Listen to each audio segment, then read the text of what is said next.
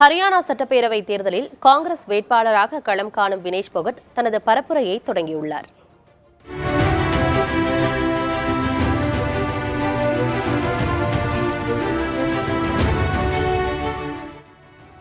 ஹரியானா சட்டப்பேரவைக்கு அக்டோபர் 5ஆம் தேதி தேர்தல் நடைபெற உள்ளது.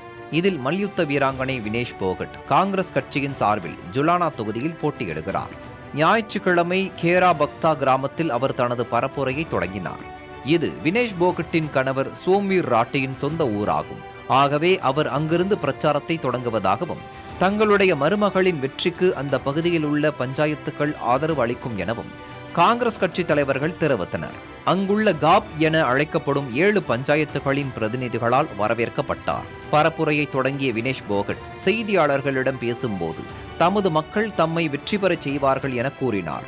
அவர்கள் பார்வையில் தாம் ஒரு வெற்றியாளர்தான் என கூறிய வினேஷ் போகட் இதைவிட பெரியது எதுவும் இருக்க முடியாது என கூறினார். ஜுலானா தொகுதி ஜாட் சமுதாய மக்கள் அதிகம் வசிக்கும் பகுதி எனவும், வினேஷ் போகட் அந்த சமுதாயத்தைச் சேர்ந்தவர் என்பதால் அவருக்கு பெருமளவு ஆதரவு கிட்டும் எனவும் அவர்கள் நம்புகின்றனர். வினேஷ் பிரபல மல்யுத்த வீராங்கனை என்பதாலும், அவர் மகளிர் ஆதரவு நடவடிக்கைகளுக்கு வலு சேர்ப்பார் என்பதாலும் அவருக்கு கூடுதல் வாக்குகள் கிட்டும் என்பது காங்கிரஸ் கட்சியின் கணிப்பு.